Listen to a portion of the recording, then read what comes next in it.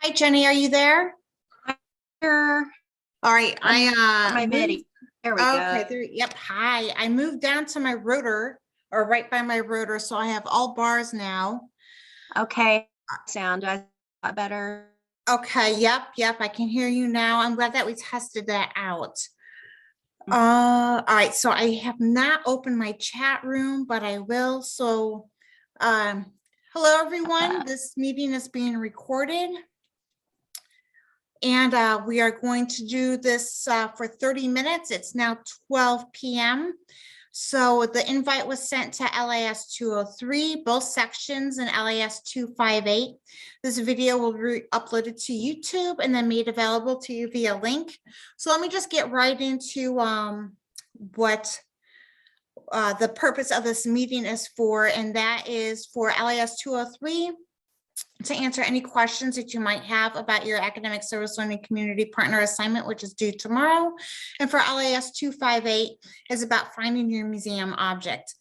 That assignment is due tomorrow too. So let me just start with LIS 258. And I wonder if I can share my screen. Share screen.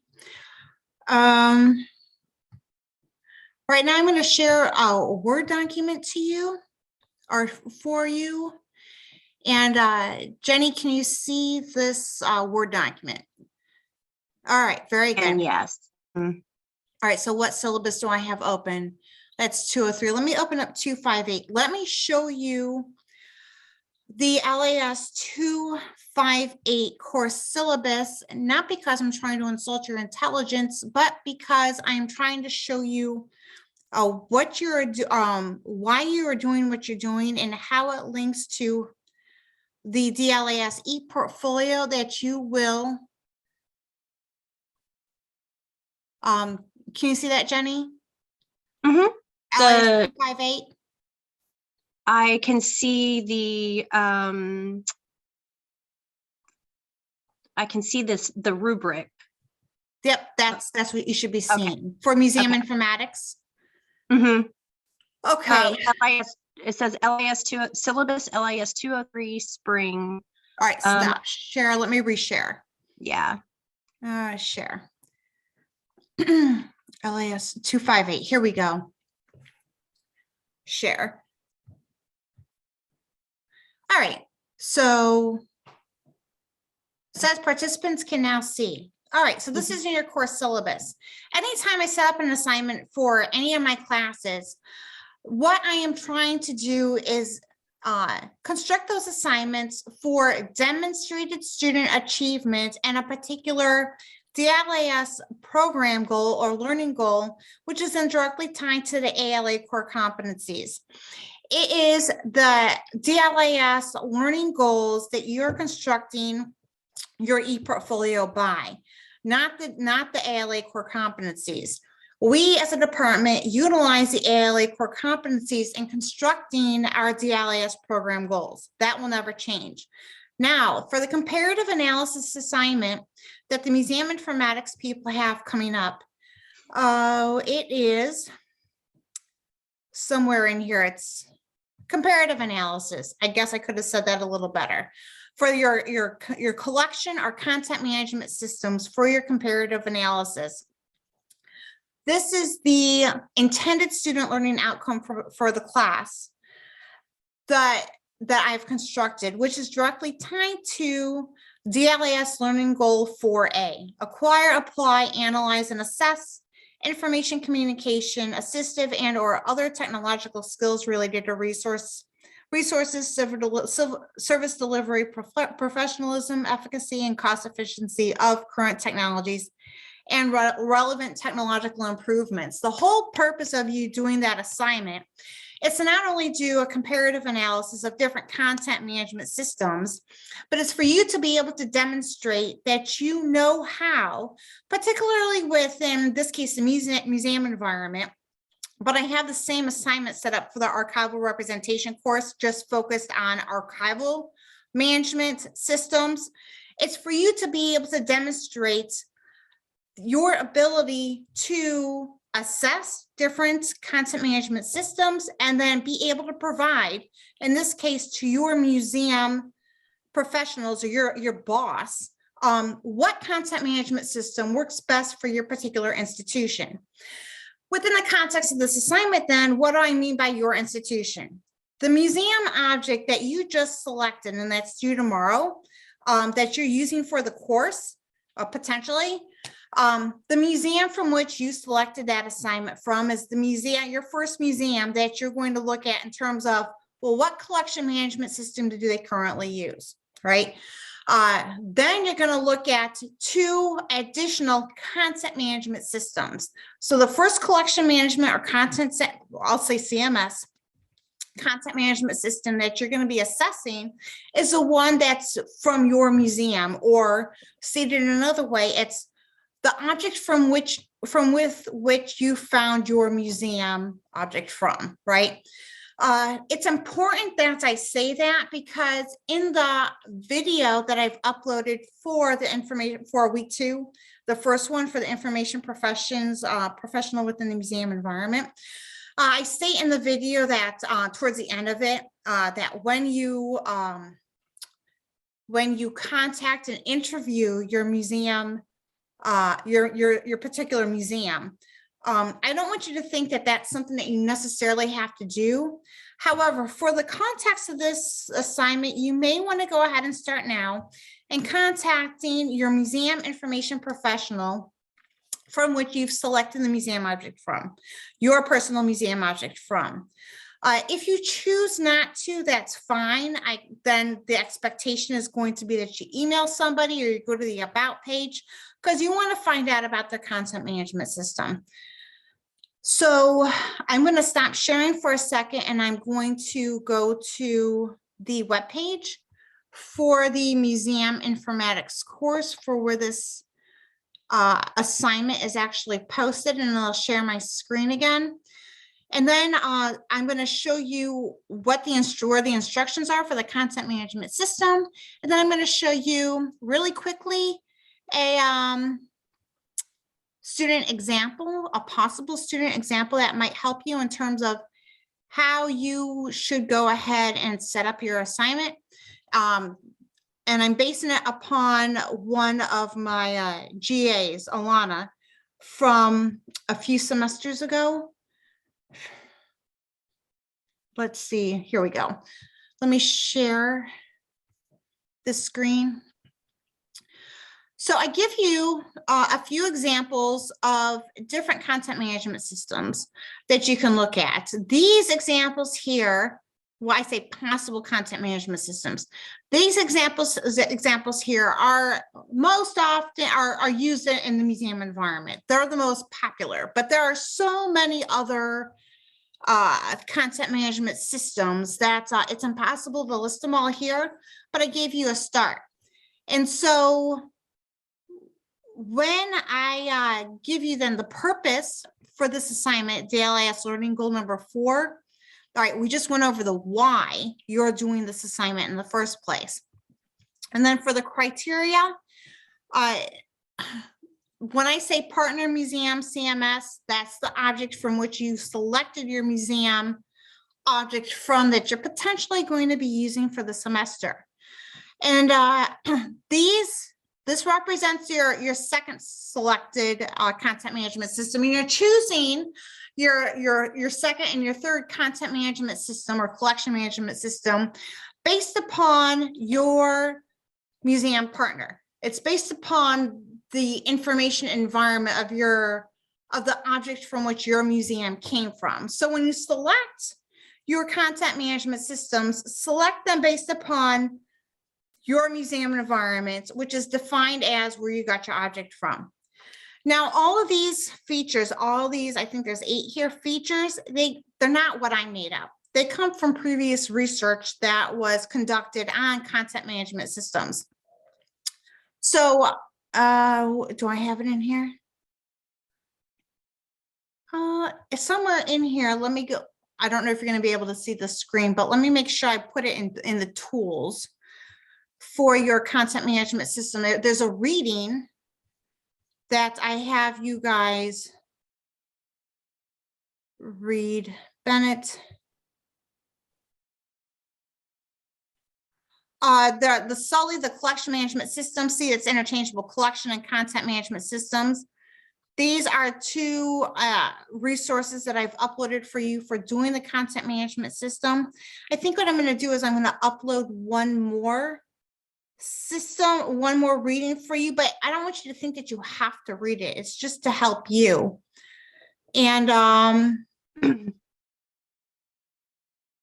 because I'll have to find it. I want you to know where I got this assignment from. But these two articles right here, the collection management in museums and collection management systems, they're going to be good for you to do your first assignment coming up here, content management systems, museum object, CMS comparative analysis. Yeah, so when you go to your own individual museum, what you're going to want to do is go to the bottom of the page and select on contact or about, and that's where you're going to be able to find out your potentially what content management system your museum uses. Now, the expectation is that you're going to set up a chart like this and then write a comparative analysis for your own museum partner. We're going to call it a museum partner. Okay. And then the example that, so this is just a brief example. So you're going to summarize in your paper below this chart, all this information, speaking within the context of what content management system would work best for your museum partner.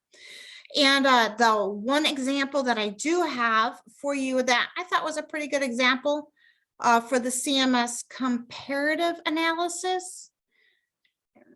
And I think I might have to reshare my screen.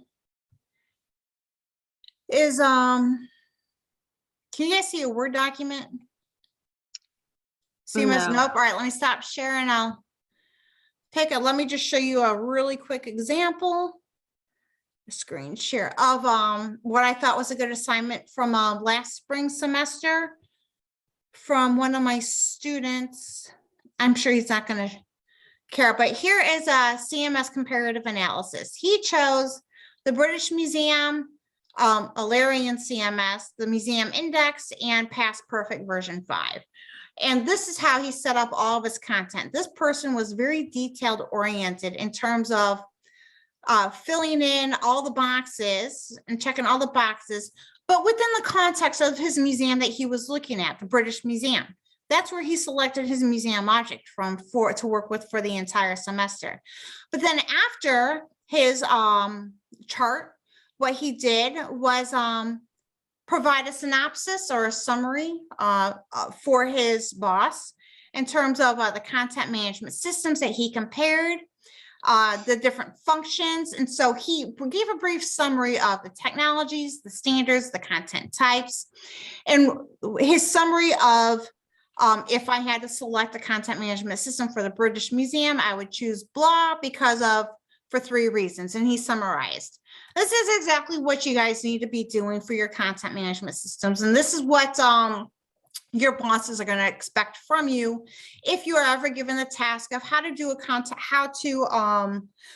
select a content management system and the main components of it. Now, why do I say all this? Why do I say, well, this is how this is the learning goal that it ties to and everything like that? Because when I share with you another screen, I'm going to show you another, I'm going to show you an example of what DLIS ePortfolio looks like with not particularly this assignment because Luke was my GA and this is for this assignment, but here's a good example of what a final DLIS ePortfolio looks like. So let me share with you here's Luke's ePortfolio.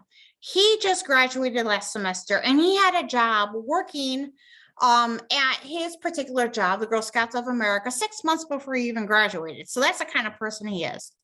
Here's the most important part you got to look at right now. Learning goals. See, learning goals. Learning goal 1, 2, 3, 4, 5, 6, 7, 8. Right now, ALA has 8 of them. This is exactly how you want to speak to the overall learning goal. And each learning goal is tied to the ALA core competency. So Luke set up each of his artifacts, demonstrating student achievement of each learning goal with his artifact here represented on the right. He listed or gave us a statement, which I can easily read, goal 1. He gave a description. This is the class I teach, right? LIS 249. I said LIS 249, this paper comparing the life cycle and records continuum model is geared towards demonstrating student competency of program goal 1 or goal 1, but I specifically said 1C.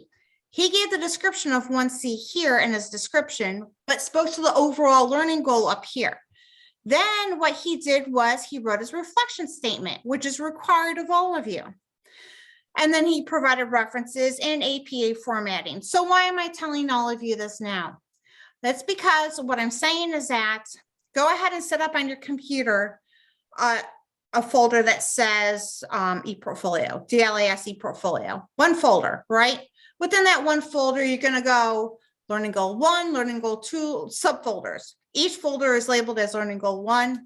Another folder is labeled as learning goal 2, so on. Now, I've already told you that the CMS comparative analysis is geared towards you demonstrating achievement in, what was it, 4? Learning goal 4. And yeah, the comparative analysis, 4A. I specify 4A, but you want to talk to the overall learning goal 4A. My suggestion to you is that once you're done with this assignment, take the feedback I gave you with the assignment along with your original one, and just save your assignment as an artifact under folder number, subfolder number 4, learning goal 4. That's the whole idea with that. So you want to be able to demonstrate, successfully demonstrate student achievement of your ability to compare and contrast different content management systems for use within a museum environment. And how well you do on that, we'll see, right? But that's why we're discussing this now. It's like, why are you actually doing what I'm asking you to do, right? This is a whole reason why. So when you submit your ePortfolio for graduation, because everybody's required to submit their DLIS ePortfolio, you need to be able to talk about your successes and failures. So keep in mind what you did, how you did it, and why you did it for this assignment, this first assignment, and know that I'm trying to set you up for success. All right, so let's go to, does anybody have any questions on that? Because I'm already 17 minutes in. And while you're thinking of questions, I'm going to go to the LAS 203 setup for the first assignment that's due tomorrow. And that is the selecting your potential academic service learning community partner. I am okay with, all right, I'm still grading everything. So I should have everything graded by the end of the semester. I am okay if you are still waiting for an email response from a potential academic service learning community partner. The thing is that as one student already asked me with the in the 30-day discussion board, I don't need to see your email evidence now in terms of what you have done to this date or point in time in terms of finding an academic service learning community partner.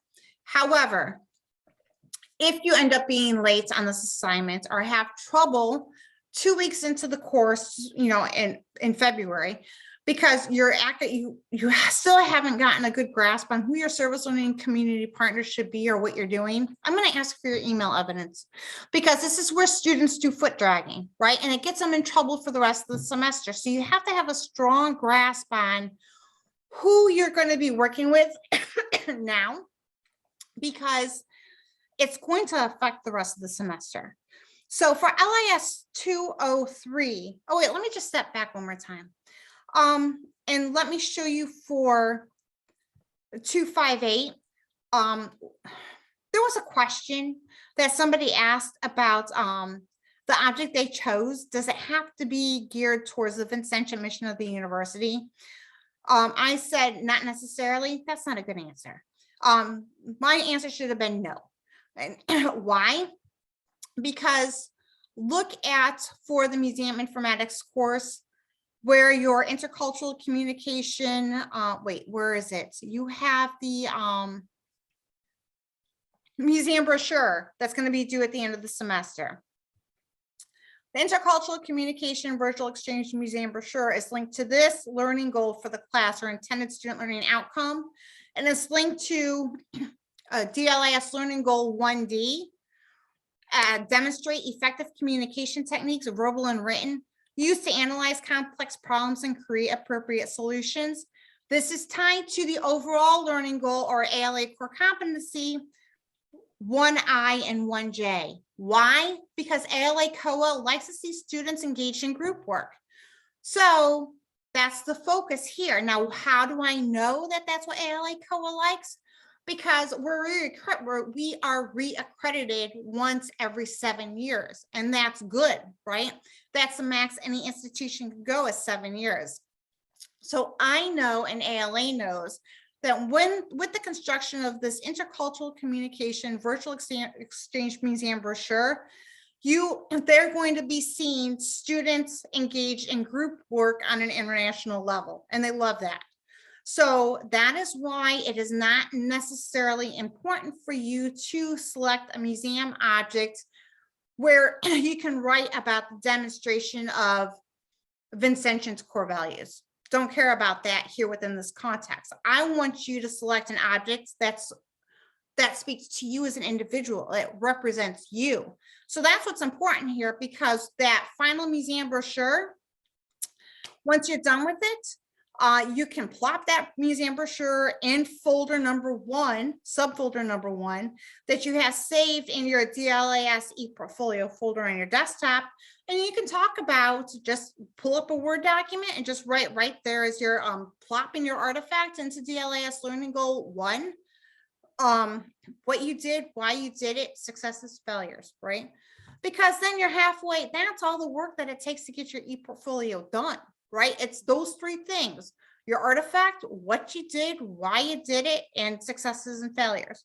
That's the bottom line right there. So anytime I give you guys an assignment, all of my assignments are structured according to intended student learning outcome, the DLIS learning goal, ALA core competency. If I can't have that defined within your courses, then why am I giving you the assignment? That's a whole reason for the purpose, right? Because all the assignments are set up as task, purpose, criteria. If I can't define the purpose as to why you're doing the assignment, that assignment doesn't need to be there. It's just extra work for you and me, and I have no time for that, right? So that's why I have you do all of the things that you do. And the final reason why is because every time I revamp my courses for the next semester, I'm going through the job ads on LinkedIn, right? Who's hiring? What are they hiring for? What skill sets do you need? Boom. Comparative analysis assignment. This is what museums want, right? If you want to be a data curator, you need to be able to do a comparative analysis of different content management systems. Why? Because if you want to be a data curator, you're going to be helping researchers make their information available to the general public. They have to know how to curate or save or make available information according to your data repository. If you want to be an archivist, right, you have to know content management systems, but within the archival environment. Why? Because your archive is going to have, specific to that institution, a content management system, and you're going to have to know how, within your own archive or archival collections, what attributes you have to make available for your data content, right? Which is, let me say it again, you have to know what data elements you have to make available with your attributes when going ahead and uploading that collection or that finding aid to your data repository, because it's about information access. All right, so let me go back to the museum the LAS 203 course, And the reason why you are doing the LIS 203 course in terms of selecting your service learning community partner is so you can start working with groups. You can start doing assignments that will get you engaged with that information environment. Do you want to work within that information environment? If this is your last semester, hopefully you already know that. But if this is your first year, second semester, and you found your information environment or your academic service learning community partner because you really want to work in that information environment, take advantage of this opportunity. And just know that when you provide me with the information, contact information of your community partner, I do reach out to that community partner and ask how you're doing, what you're having difficulty with, what's lacking clarity in the course, what's lacking clarity with the assignments, things of that nature. So basically, the academic service learning community partner and your point of contact within that community, they operate as a co-teacher, right? Because they are helping me in developing course content, because they might have something new that they need help with, like a new content management system, or they might see a lack of management skills, right, that are being taught in the courses. So they extend my teaching hand, and so they become a co-collaborator with teaching and learning. And so I ask how you're doing and what you're having trouble with, successes, failures, if you're even a good match. The Guggenheim, they're going to be instrumental in giving me that information, because they might not let us back if whoever's selected to go and work with the Guggenheim as a service learning community partner. Negative feedback gets us kicked out, and it docks you a letter grade in the course. I say that straight out in my course syllabus and in the assignments. So make sure that you do a good job, because you're reflecting St. John's University as a community, right? And you as an information professional. Moreover, you're networking. I've had a number of students that picked up full-time employment from their academic service learning communities, right? So in other words, their service learning community partner asked them if they would apply for a specific job because that community wanted to hire that individual. So all this counts, right? So your networking starts now. Your job, you're looking for a job now. You've only got 2 years. You need to start that process now. So this is why we do academic service learning community within a core course. I want you to be able to say, I'm confident in the field that I'm going into, because I know that I want to be here, and I know I can handle the types of information management and job organization that's expected of me, because I've already been here working with this service learning community partner. All right, so I'm going to kind of stop there. Are there any specific questions or anything? I don't see anything in the chat. Do you see anything, Jenny? No, I don't. All right, if there are no questions, if this Zoom room works for everybody. Alphonse has a question. Yes. Hi, I called up my academic service learning partner. They were more than happy to take me on, and she asked me like what are like the specific requirements of the ALS, and I wasn't able to give her a direct answer, so I just wanted to hear from you. Like go ahead. I'm sorry. What are like the necessary like requirements for doing this, just to make sure we you need to take the course syllabus and the ISO letter to them, right? So if you're confused on that, look at that stuff, look at the ASL site, and it's right in the rubric in terms of examples of activities that you can do to get our partner approved. How will you contact us to let us know? I'm working up a sheet right now. So let me just show you what I'm working on. So, and then as you guys fill out the forms for me to, the Google Forms for me to look at in terms of your potential service learning community partners, I am going up to I'm doing the sign up list right here that I will make available to you. Throughout the day, as in the week, as I figure out who wants what, right, in terms of community partner. I will reach out to you if I need, typically it's the first choice, but if I have questions, I'll reach out to you personally via email. But as we're moving through this week, I'll start crossing off, like for Gordon, I'll cross off the Guggenheim and say the Tenement Museum is going to work. I've had students in the previous semesters work with the Tenement Museum, always do a fabulous job, so I'll start crossing off lists. This is how you're going to know what service learning community partner is approved for you to do. If you still don't know what kind of service learning community partner that you want and you're confused, go look at the blog. Show your service learning community partner the Hidden Heritage Collection blog. And that is the end result of what you're going to be publishing. So make sure that you can publish to the HHC blog post, and make sure that when you take your course syllabus to your service learning community partner, look at all the assignments, have them look at all the assignments. Is there some 6-hour activity that you can engage in for the semester where you will be able to accomplish all those activities, assessment activities located in the course syllabus? Will you be able to construct metadata? My sense is yes. Will you be able to get copyright permissions to use a specific object for the blog? So everything is transparent. So go, please look at the course syllabus, look at the ASL Google site, because I say in there frequently asked, under the frequently asked questions link at the top of the page on the left-hand side. How do I get my service learning community partner approved? How do I know, the questions that you're asking here, those are all available on the ASL site. So quickly, if you don't know where the ASL site is, let me go ahead and share my screen, and then we're going to have to go because I am running out of time. I might have to share my screen again, but Matt, does that answer your question, or would you like me to?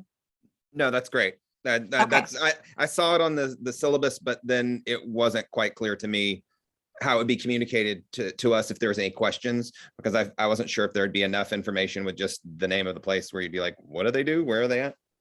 Well, So, I yeah. ask you to provide a link and everything like that too. And so generally though, I can find it on my own. I didn't see a spot for a link. That's what made me curious. A spot where? You said that there was a place for us to put a link. I didn't see that on the initial Google form. Oh, but I don't can need look that at it. right now. I don't need that. I go and I look myself. Okay. So sometimes students will provide it later. That's what I ask for later. Or if I have questions and I'm not familiar with your site, I email you directly. But I know a lot of your community partners already. And my expectation is that you will have already gone to this ASL site, frequently asked questions.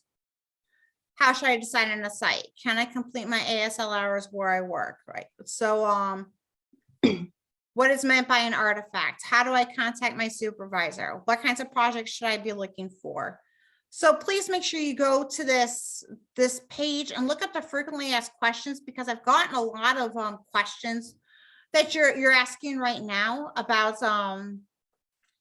the questions that you're asking here. Learn about ASL. You've already done that. Sign up for a project. So I try to help you with this ASL site in terms of giving you more information on what you should be looking for in terms of selecting a site. Here's the site letter template. You're going to need to take that to your service learning supervisor too. And here's an example email that I have that I've had here for you reaching out, and along with the form. So as you guys are collecting your information, this is I better stop sharing, share really quick. I see everything. I see everything that you've uploaded into the Google form. And so I have 6 more assignments right now that it looks like that I have to be able to grade. I'm able to see this, like I I'm able to find these on the internet. It's not that hard. So you know you didn't see a link on it, put one here if you want. It doesn't matter. I'll ask you questions as time goes on because I might have questions. So I hope that answers some questions. Do you see anything else, Jenny? I don't have any other questions for you. Okay, so we're gonna stop here before everything times out. Next Monday, we'll have another Zoom meeting. It looked like it worked out here with people just being able to access the link. If it gets to the point to where there are people entering this room and I don't know them, I'm going to make sure that I have to invite you in. But right now it looks like that this worked. So I'll go over more assignments just to keep everybody on track in terms of the how-to questions. Like Matt, that was a good question. Like, how do I know that my site is okay? Right, you have a process that I've been going through for years that you might not necessarily know. So, and how would you, right? Unless you ask the question, because it's just a process that I've been going through and I've been trying to manage on my own. So there's a little bit more transparency there.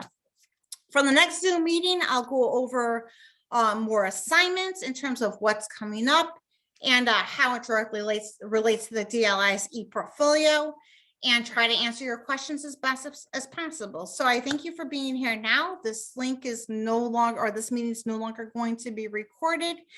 And I will have this uploaded to, well, I have it uploaded to YouTube and closed captions transcribed as soon as YouTube processes them and lets me do it. It looks like it's a 12-hour turnaround because they have to make sure that I'm not a bad person, right? Okay, so I'll talk to you guys later.